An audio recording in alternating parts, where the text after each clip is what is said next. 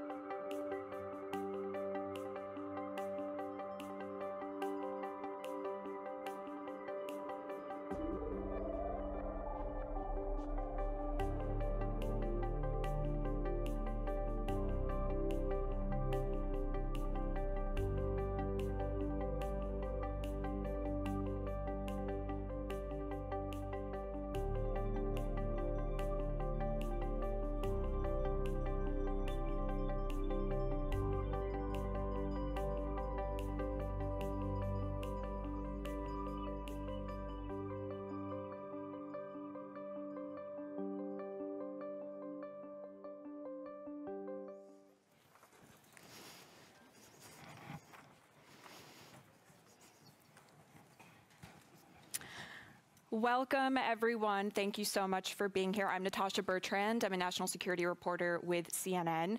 And here we have the Secretary of State for Defense, Ben Wallace. We have the Minister of Foreign Affairs for Sweden, Tobias Billström. And we have the Minister of Foreign Affairs for Romania, Luminița Odobescu. The Minister of Defense for the Netherlands, Kajsa Ollongren, will be joining us shortly. And with that, I think we can just begin here. So I want to start with you, Secretary Wallace.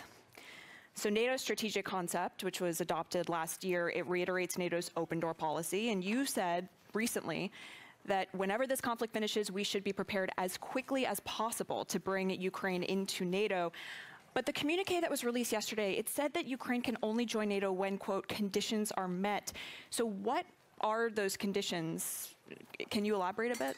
Well, first of all, the condition that I think everyone agrees, and has been quite a long-running condition, is for any nation that wants to join, we don't want to import a conflict into an Article 5 issue straight into the NATO alliance. And I think that's been pretty clear. The Ukrainians have always understood that, and I think that's the reality. But you know, we shouldn't miss the point that more than the 31 members of NATO, soon to be 32, nearly 50 nations have been supporting Ukraine to be successful in this conflict. So I think that condition is an understandable position. I think what people sort of have missed about yesterday's communique, and indeed the broader issue, is that there is now a complete acceptance that Ukraine will join NATO. It's not an if anymore, but it is a when. And I understand, you know, President Zelensky's impatience on, I want a timetable. I think that's what he talked about. But ultimately, culturally, it is accepted that Ukraine will join NATO. When that happens is either condition-based, Also, before this invasion, Britain with Sweden, Canada, and the United States were invested in Ukraine and building their capabilities. Now, I don't think we have to challenge Ukraine's capabilities anymore. They're, sadly, for the wrong reasons, well exercised, equipped, and trained. But ultimately, I think it is an important position that we recognize that NATO, and the Secretary General was pretty clear on that, it's about a when, not an if. So I understand, obviously, the argument that Ukraine cannot join NATO until the war with Russia ends. But isn't that kind of incentivizing Russia to never pull its troops out of Ukraine? Doesn't this create a very acute strategic dilemma for NATO? Look, I don't think Russia are heading towards a position where they're going to be able to choose. They might be able to choose to hold on, to sort of barricade themselves into Crimea, but at the moment, and despite some of the media coverage, you know, Ukraine is advancing every day. It might not be advancing to timetable that people might have predicted, but it is capturing ground every day. It is costing the Russians to hold it. And what we've seen, as we saw specifically, for example, when Prigozhin made his dash from Moscow, there is precious little Russian reserve for now available.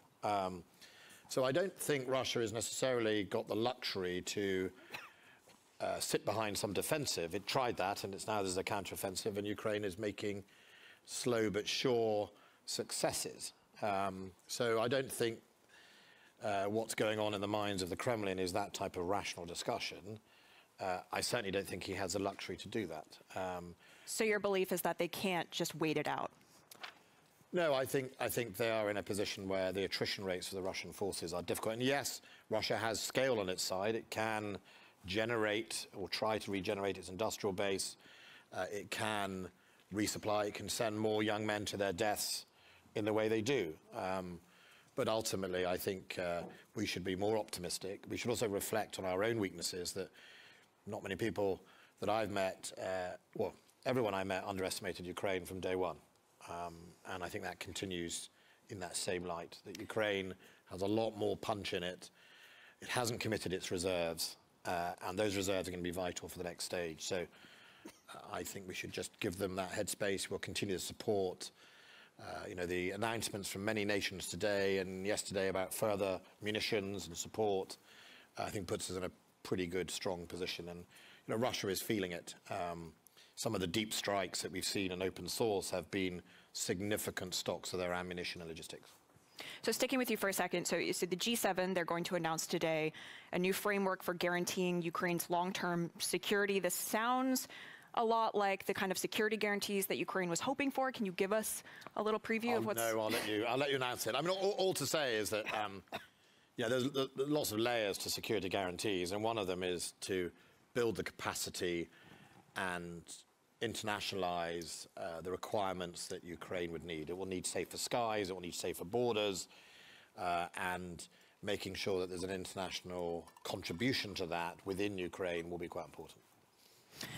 So moving on to Minister Billström, so on Monday, we saw Erdogan suggest that he would not move Sweden's NATO accession forward unless Turkey was also admitted into the EU. Just a few hours later, there was a complete turnaround, and somehow there was this deal struck whereby Turkey would allow Sweden to move forward. So how was this very abrupt turnaround actually achieved in the 11th hour here?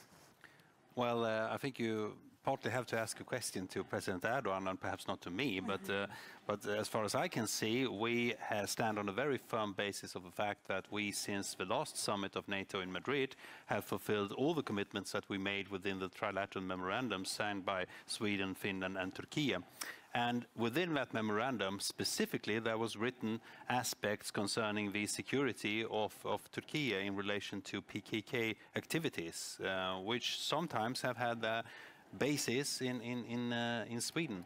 We have, throughout these 12 months that has passed since the summit in Madrid, worked tirelessly together with the security agencies of Turkey, police authorities in Sweden, prosecutor's office, intelligence services, to see to it that we fulfill our commitments and take the security situation and the security concerns of Turkey seriously. That was specifically brought up at the meeting between President Erdogan, Prime Minister Ulf Kristersson, I was present myself, and the Secretary General Jens Stoltenberg. After that, at that meeting, we decided to produce a new statement where we will enter, Sweden will enter, into a strategic compact together with Turkey in order to see to it that we continue these aspects of cooperation, which is also, incidentally, something which Sweden is very keen about, because within this framework we also bring forward the question of organized crime, which is a problem for my country, and which sometimes means that people who are being harbored or at least being present in Turkey are directing activities of organized crime on our territory. Now, we are very keen to get rid of that, but we can't do it without cooperating with Turkish authorities. So I would say that this is continuing to be a joint venture. I would also say that I think that our Turkish counterparts found the result of this cooperation so far pleasing. And was this deal tied to the provision of American F-16 fighter jets to Turkey? I mean, what do you say to critics who say that this was essentially a quid pro quo with regard to the provision of weapons to Turkey for them to lift their hold?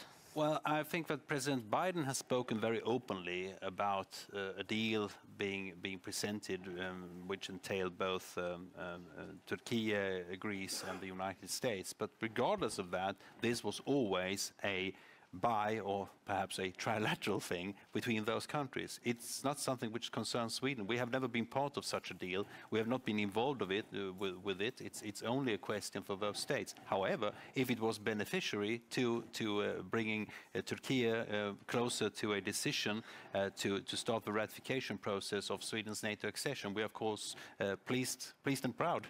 And I think that this is good in itself.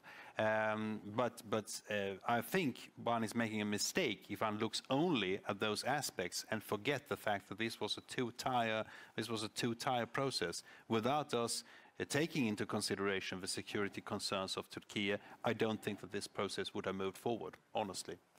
And I do want to introduce the Minister of Defense for the Netherlands, Kajsa Ollongren. Thank you for joining us.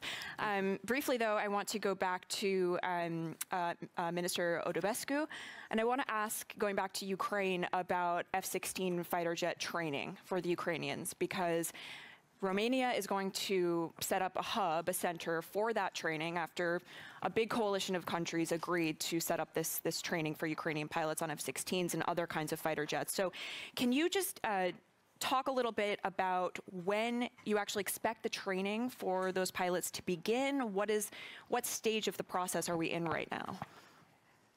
Thank you very much for inviting me to this panel, which is very timely. Before starting, maybe a word of from the Black Sea to the Baltic Sea, a word of congratulations for our host, for our ally and partner, Lithuania, for organizing this important summit.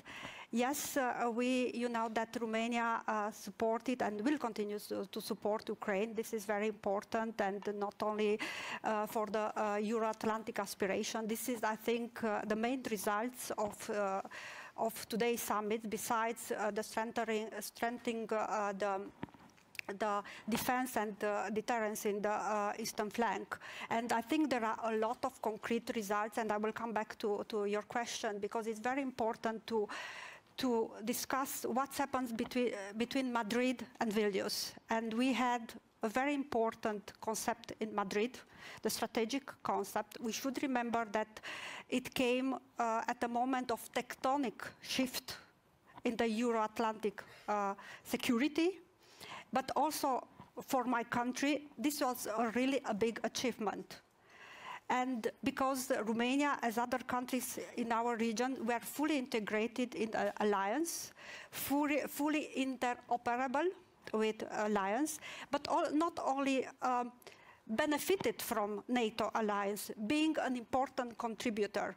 So this is essential. I want to start to underline. I want to underline this important aspect for my country, because this concept now we are discussing what means in practice. And in Vilnius, we expected, of course, the implementation of the strategic concept, but also we have new decision to adapt NATO to the current complex environment we are living in, and speaking about the complex security environment. And of course, one of the decisions in the margin is for Romania and our alliance was to set up this hub. And now we are coordinating with our alliance. It was signed a statement yesterday to start the whole process. So we are at the beginning of the process. Yeah. And have you received permission from the US at this point to actually begin the training on the F-16 fighter jets? Because obviously it is a US. Yes, US is our partner, so we are coordinated with our allies. Okay. Yeah. And thank you for joining us. So I just want to turn to you now, Minister Ollongren. So the Netherlands has also been a key part of this coalition for the F-16s. And I know you spoke a little bit about this yesterday in terms of the fact that the Netherlands is going to be sending some of its F-16s to Romania for training the pilots. But will you be sending F-16s to the Ukrainians once they are actually finished training on them? Yeah. Well, thank you, and sorry that I was late. Let me say something about this coalition. 11 countries, all countries present here are part of that coalition, even UK and Sweden, who don't fly F-16s. So that shows how important this is to all of us, and also that we need everybody's expertise in this project. It's really a complex project, but we're making it happen.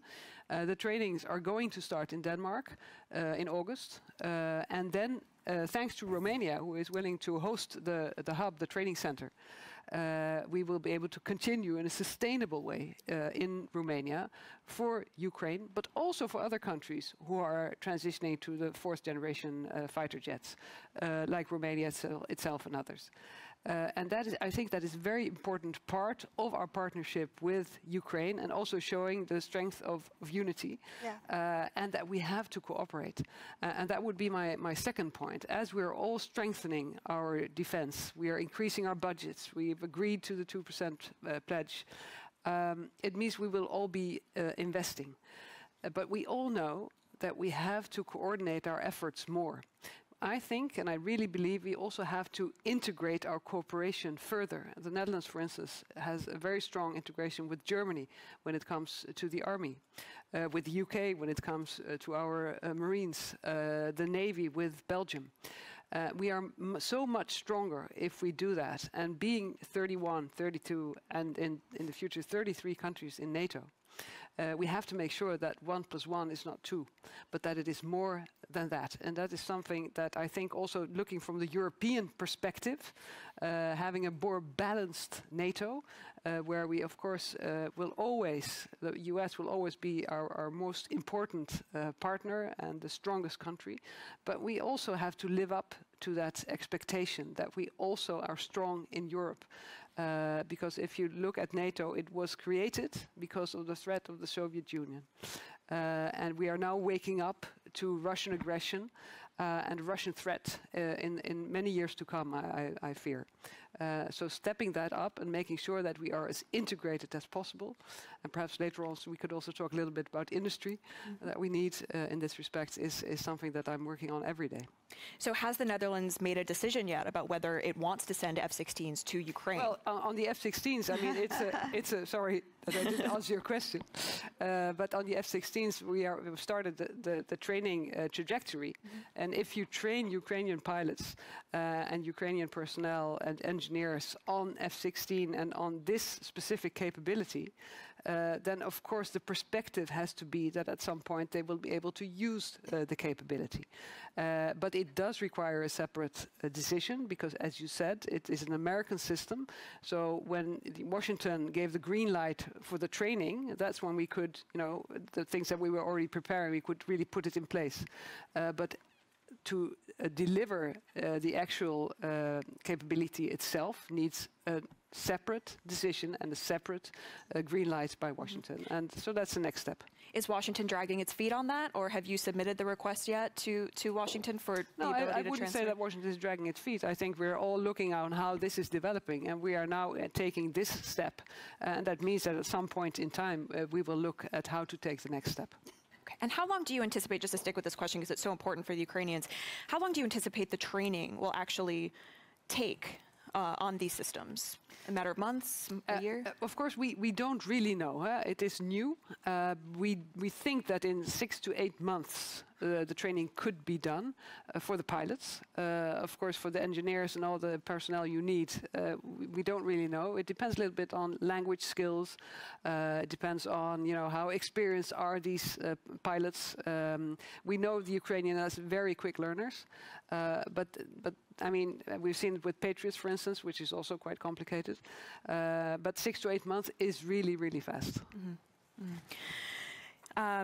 So I want to move on to the question of cluster munitions and what it says about the gap that we are now seeing in ammunition supplies to Ukraine. President Biden said last week that there is a stockpile issue here, that the U.S. is running low on certain kinds of ammunition, and that in order to fill that gap, the U.S. does need to provide cluster munitions to Ukraine. Now, 3 of the 4 countries sitting here have banned cluster munitions. And so I'm wondering if you could speak a little bit, and I'll start with you, Secretary Wallace, to the decision by the U.S. to send these munitions. Do you agree with it, or do you think it was a mistake?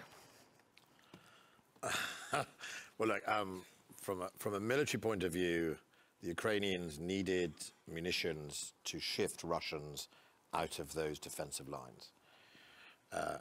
Cluster munitions, as originally designed, were designed for some of those purposes, as they were for shutting down runways. Back to the 1980s, they were the drive towards the treaty was driven actually by the likes of Russia using them against civilian targets, and the inappropriate use of them.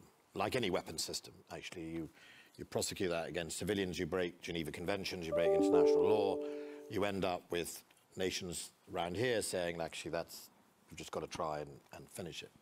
So at one level, I understand the military requirement that the Ukrainians were facing. The United States are not a signatory to that treaty, right? So it frees them up to do what they feel is right. And, so I'm not a lawyer, but in a legal position, if you were to, if you're not a signatory to that treaty, and if those munitions are used legitimately against a military target, I think that is it's a matter for the US lawyers, but ultimately I don't think that is not against the conventions of war. It's how you use weapon systems. Mm-hmm. But in our nations, we've signed the treaty. We feel that we can't champion the use of them, we can't propose them, we can't promote them, we can't support them, we can't assist them, and that is the bounds of them. But the more general question of, is there a stockpile issue? Well, ultimately, as I said earlier, the supplying of equipment to Ukraine has been huge, vast. I think they prepared 12 brigades for this offensive. 12 brigades is bigger than most people's armies, right? It's vast. I don't have 12 brigades, right?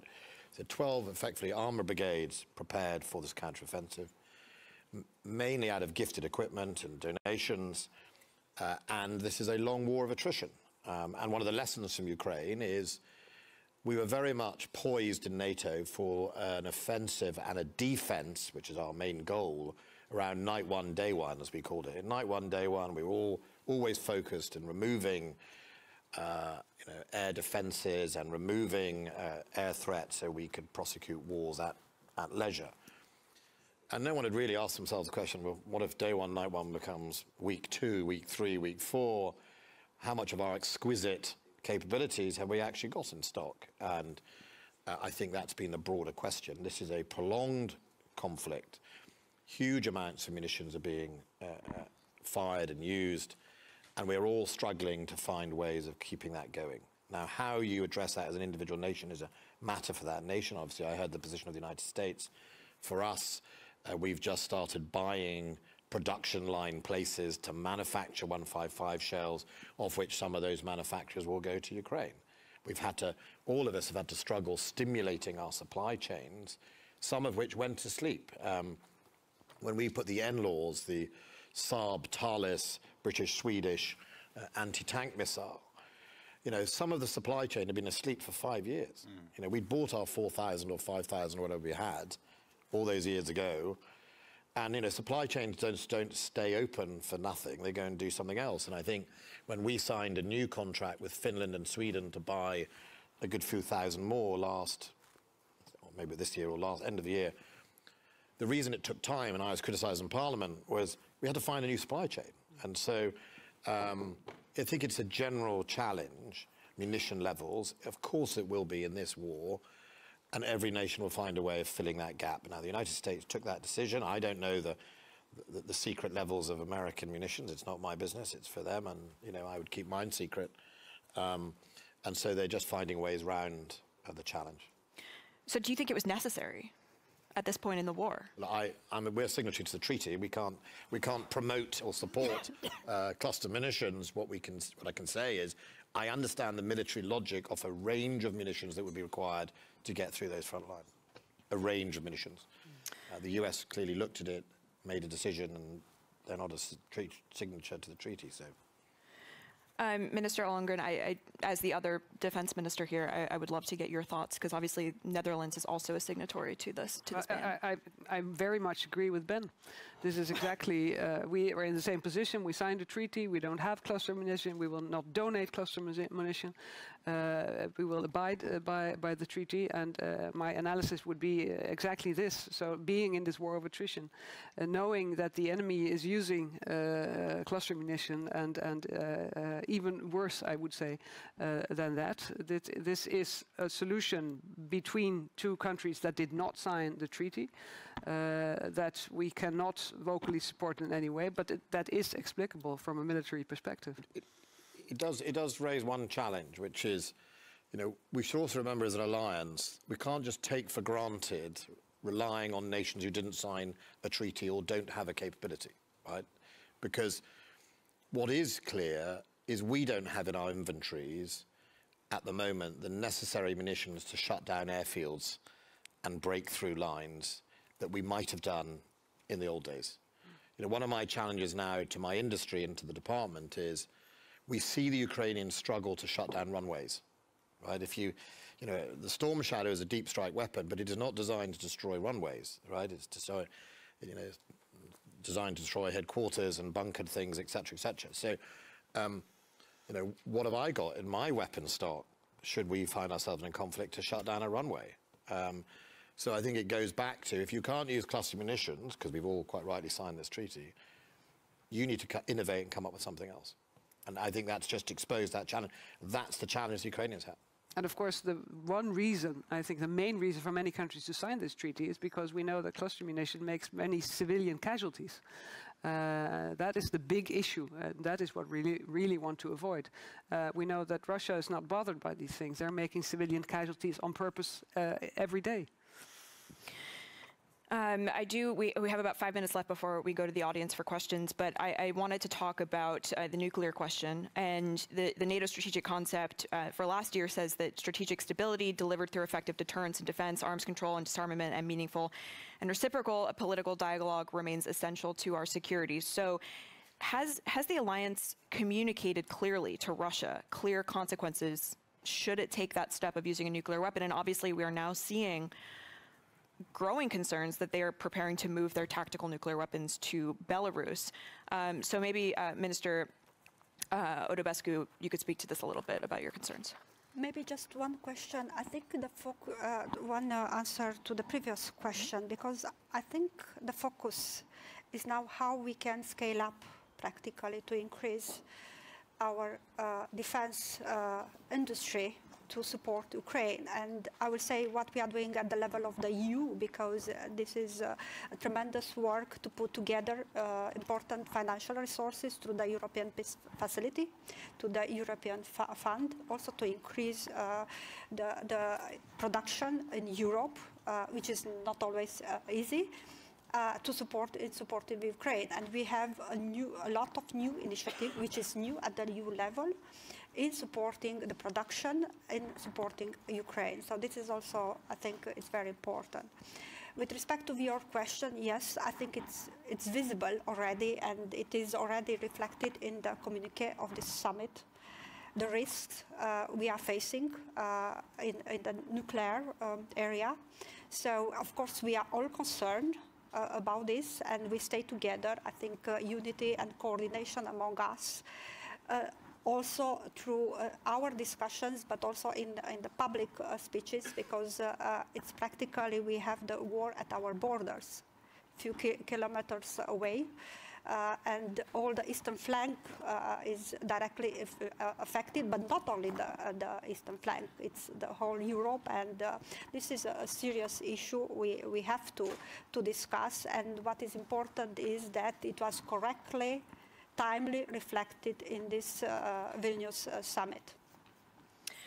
Minister Billström, your thoughts? I mean, how are the allies, soon to be ally, how are you grappling with the possibility of Belarus storing Russian tactical nuclear weapons on its soil? Like, how is NATO dealing with that possibility? First of all, this is, of course, a serious question. It would have been serious to Sweden, regardless of whether we are in NATO or not. That needs to be stated clearly, I think.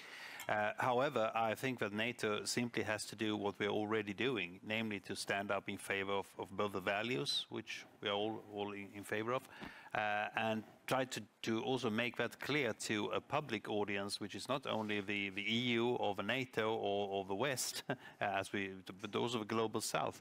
This is an international question. The use of nuclear weapons is always a very serious matter, regardless of any time we are living in. And we can just, today, or tonight, we saw the launch of an interballistic missile, the test from North Korea. That is also something to weigh into this discussion. So I don't think that we should limit ourselves to just a discussion about moving things to Belarus. This question is much larger. And the NATO has to send a consistent message to Russia, to Belarus, to North Korea, to all states who are even thinking about using nuclear weapons, what the consequences would be for all of us. And I think that message is being broadcasted very clearly. Secretary Wallace, there have been some reports that the US, UK, and other allies, they communicated very clearly to Russia that there would be kinetic consequences, that there would be military action in response to Russia using a tactical nuclear weapon or a strategic nuclear weapon, but more likely tactical, in Ukraine. Can you confirm that there have been those communications to the Russians? No, I think what we made very clearly, publicly and privately, is there would be severe consequences. It's not to our advantage to be specific, but also I don't think it was us alone. It wasn't the P3 of NATO alone. It wasn't Britain, France, and the United States, who are the three nuclear powers in NATO. I think we saw, and also slightly publicly, both China and India being pretty direct towards the Kremlin about what it thought of the threats. And I think we saw, as a consequence, actually, at that time, a de-escalation of that rhetoric, and indeed Russia's desire or potential desire to use, I hate calling it a tactical nuclear weapon because it is anything but a nuclear weapon, and we saw that. Obviously the new flank is the Belarusian flank, which I think is actually, it'll be interesting what the president of Belarus really thinks, because he should be under no illusion. These are not Belarusian nuclear weapons. These are Russian nuclear weapons on his soil. And I would like to be a fly on the wall to understand exactly how much say he would really get. So I think it's much a question for him about his sovereign state as anything else. But of course it's a worry, but it's actually why NATO is a nuclear alliance, right? You know, I've always thought it, you know, since 1991, we all got out of practice, right? You know, Britain is a nuclear power. Of course, we have regular anti-nuclear debates, but not many. There's pretty much an all-party consensus in favour, except the Scottish National Party. But ultimately, if you don't continue the conversation with your own population, they will wake up surprised that you, A, have nuclear weapons, and B, that there is a threat. And I think Putin's done another favour to us all. He's reminded many of us the value of a nuclear deterrent because of his rhetoric. You know, he is the single man responsible for Sweden's entry, I think, into NATO. I mean, you know, he has been the best recruiting sergeant for NATO, and he has. I hope he goes home at night and realises he is 100% to blame, and is no one else. So I think ultimately we have to remind the population of NATO we are a nuclear deterrent alliance. We believe in that as a defence and deterrence. It's why we should be not as worried as we could have been with the Belarusian threat.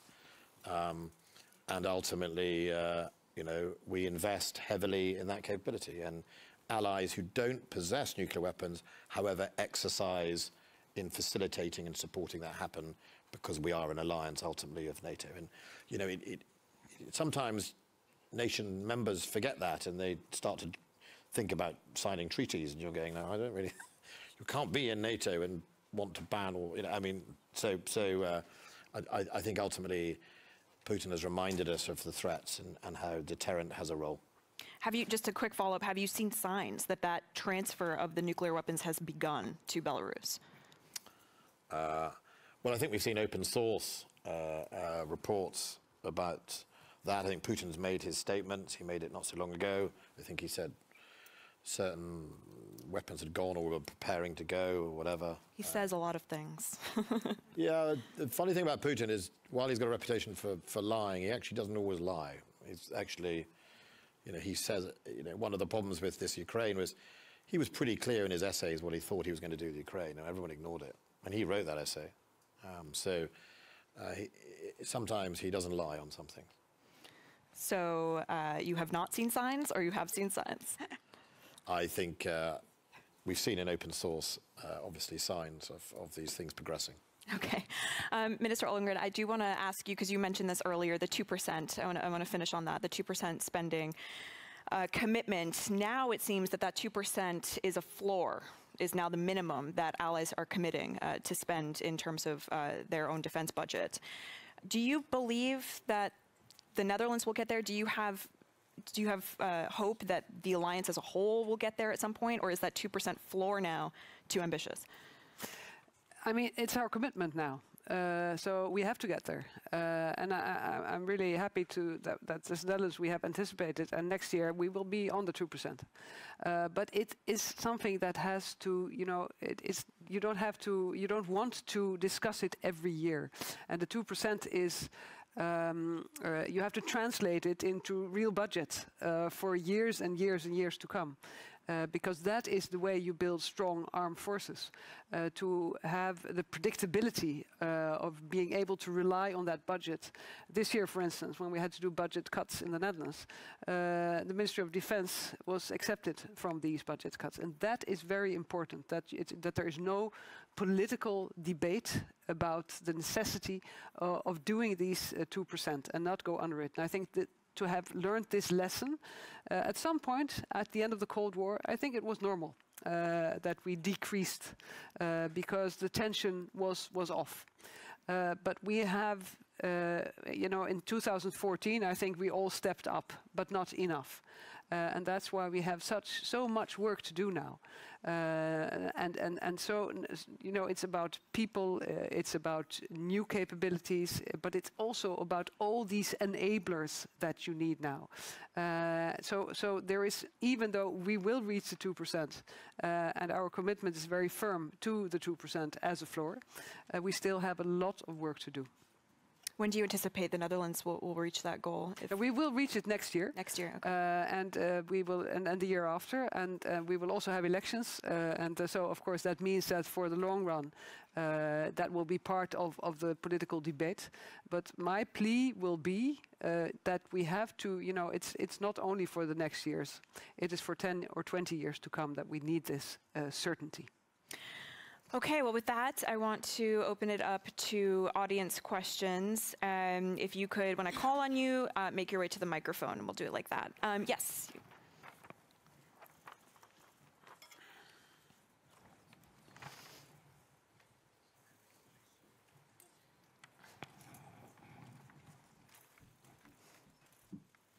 Hello, my name is Elena Murzak from the Republic of Moldova. Of course, my question will go to Minister Odobescu regarding the situation and relation with the Republic of Moldova. Fortunately, we have a dedicated point in the summit communique, point 81, on the cooperation with the Republic of Moldova. Unfortunately, we know why. And my question is, what does it mean? Our public is interested. Practical support for the enhanced defense capacity building. This is the first question. And as well, President Iohannis referred to the support for the Republic of Moldova regarding the resilience. And how do you think if our national armies will work on the interoperability and how this process will be improved? Thank you. You know, one of the one of the consequences of the war is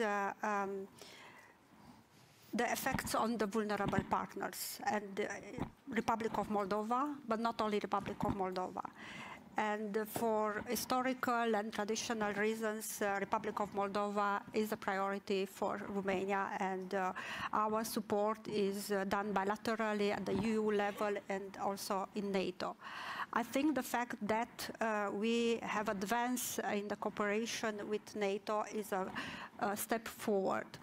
And this is very important, and we have decided just before coming to increase the Romanian contribution to the DCB package with €1 million in addition with what we have done before. This is very important, is we help Moldova to increase its resilience.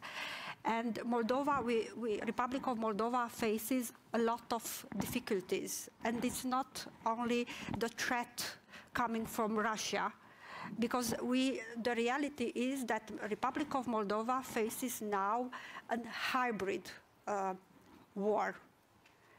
And we put in place at the EU level, but also at the NATO level, instruments to support the Republic of Moldova.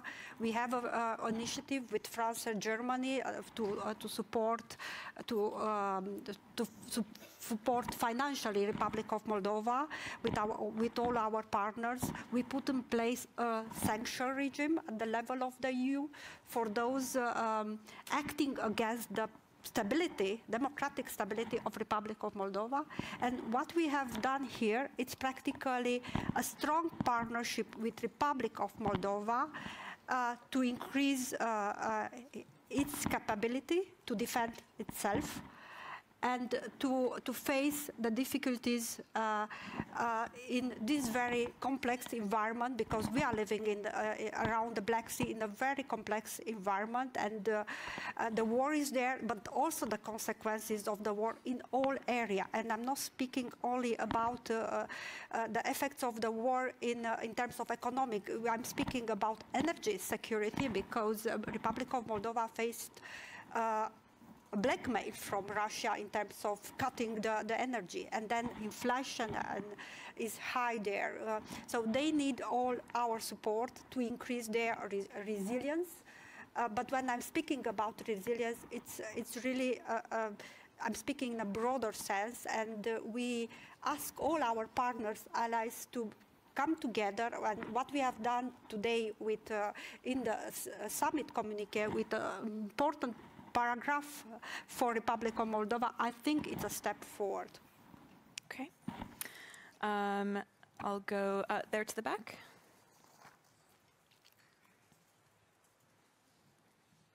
Hello, Paul Sarautsais. I'm a journalist from Latvia. I have a question for Minister Wallace.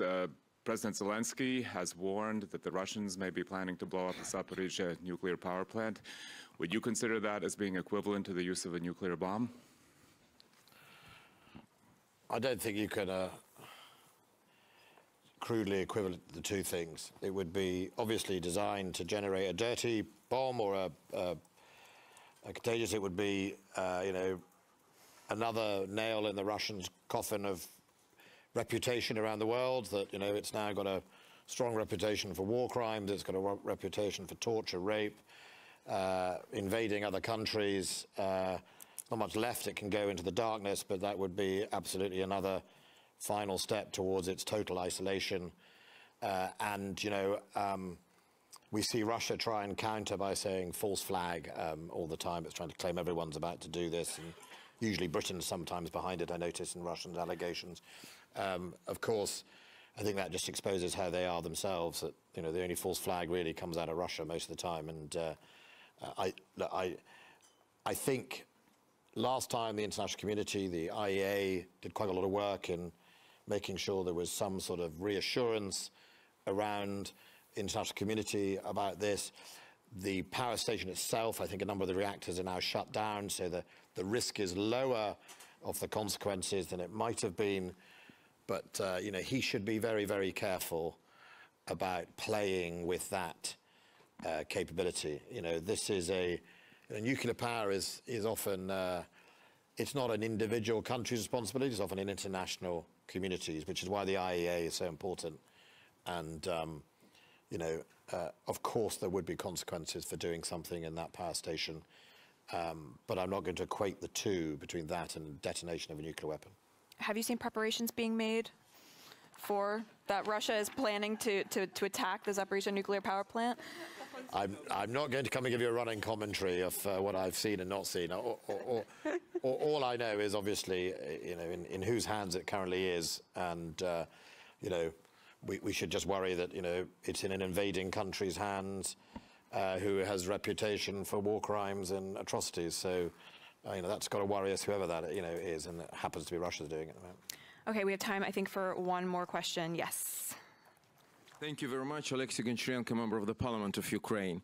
You said about today we're waiting for the security guarantees, but the problem for Ukraine is that we already had it. It was called Budapest Memorandum, and the United Kingdom was one of the parties of these guarantees. And we now know what had happened. Nuclear Russia attacked our country.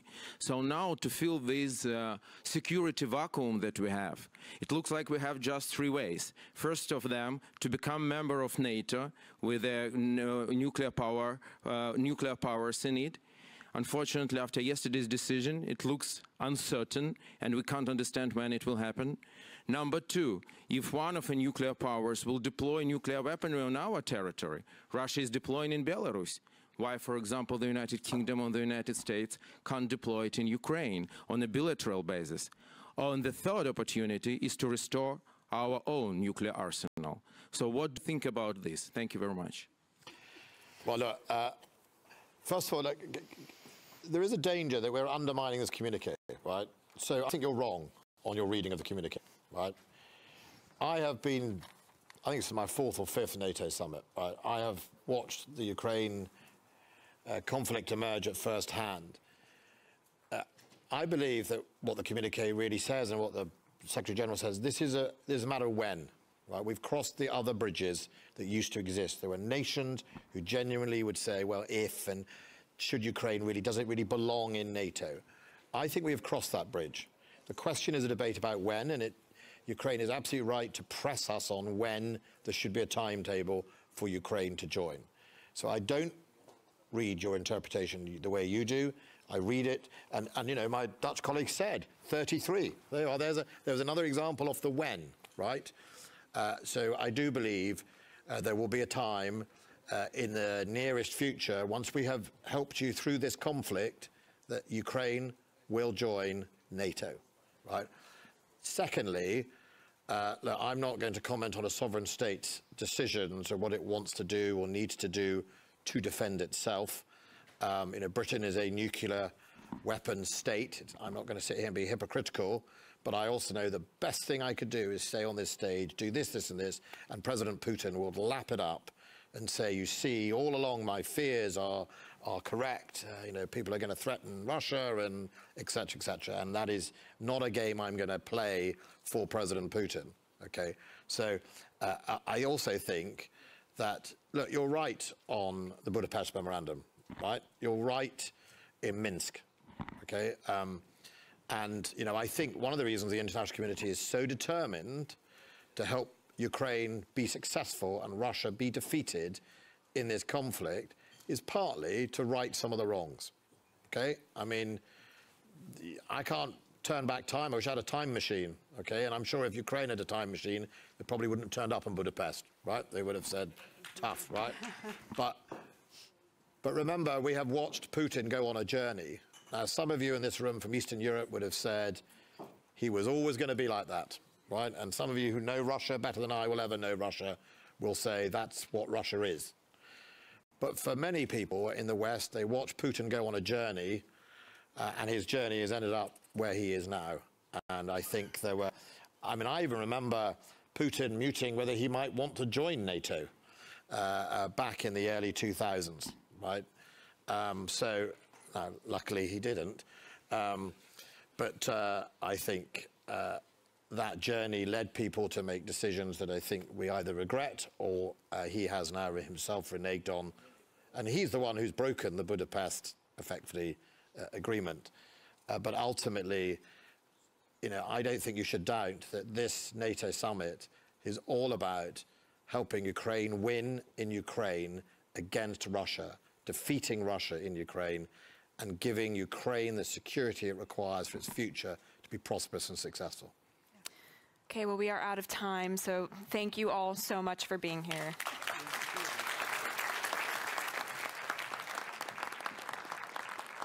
Thank you.